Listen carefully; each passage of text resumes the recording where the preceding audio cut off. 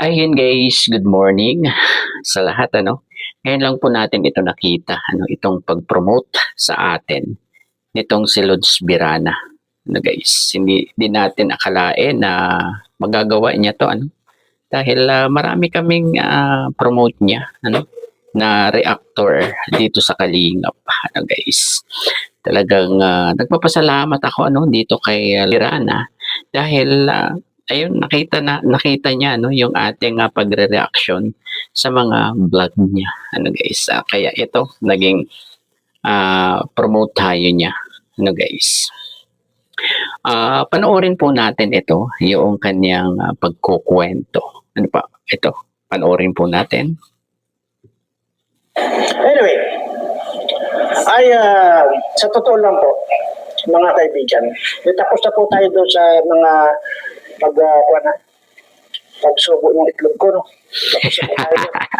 Kasi, huwag na natin pagtagalin yan dahil kasi, pag nakikita ko itong si Marzano, pag nagre-react doon sa aking mga video, na pag nakakarinig po ng tinggil yan, at saka ba yan, ay akala mo, kung makatili, talaga namang wagas. Di ba? Kaya naman, advice ko dito saan ba asawa ni Marzano? Nandito ba sa Pilipinas? Kasi ito si Marzano nandiyan po sa Singapore. Kung nandito sa Pilipinas, itong asawa nito ay Madam. Nako, medyo pa rin mo, medyo pakiramdaman mo yan at baka mamaya diba, ang kwan, kasi tumitili kapag ka nakakarinig ng tinggil itong si Marzano lang isang asawa mo. Loyal sa iyo yan. Huwag ka na magduda at tanggalin mo na yung sinabi ko. Nasilip ko na po. Mapapagkatiwalaan yan. Ayan. So tapos na tayo dyan kay Marzano. At sa totoo lang po, kung mayroon man po kayong dapat na suportahan na channel, makinig po mabuti. Kung mayroon man kayong dapat na pagkatiwalaan ng channel, huwag na yung mga channel ni Kapisot, ni Red Singh, at itong si Dr. Lam or Dr. Wakwak. Yan po. Ito po ang pwede yung pagkatiwalaan. Umalis na po kayo dyan sa mga nabanggit ko niyan. Umalis na. Siguraduhin ko po sa inyo. Malas ang aabutin nyo dyan. Lahat po ng mga subscriber na yung tatlo na yan, Kapisot at si Redsin at saka itong si Dr. Wakwak, dito na po kayo lumipat.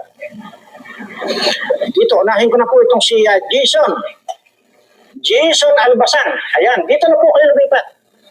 Titiyakin ko sa inyo, mamaya, meron kayong magandang patutunguhan pag dito kayo nag-subscribe.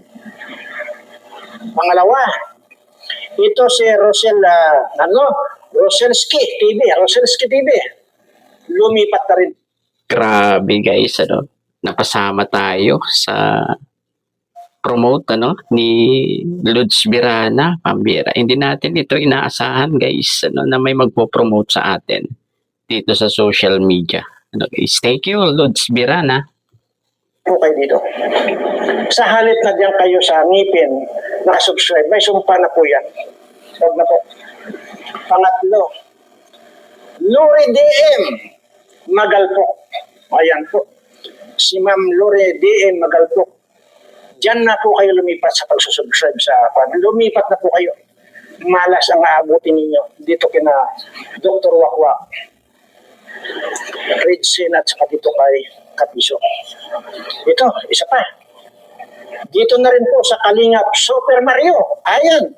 Lumipat na po kayo, dyan na po kayo mag-subscribe. Ganon din dito kay Wow Life TV, Karipa. Dyan na rin po kayo mag-subscribe. Umalis na po kayo dyan kay Dr. Wakwak. Mamalasin po kayo, sinasabi ko po sa inyo.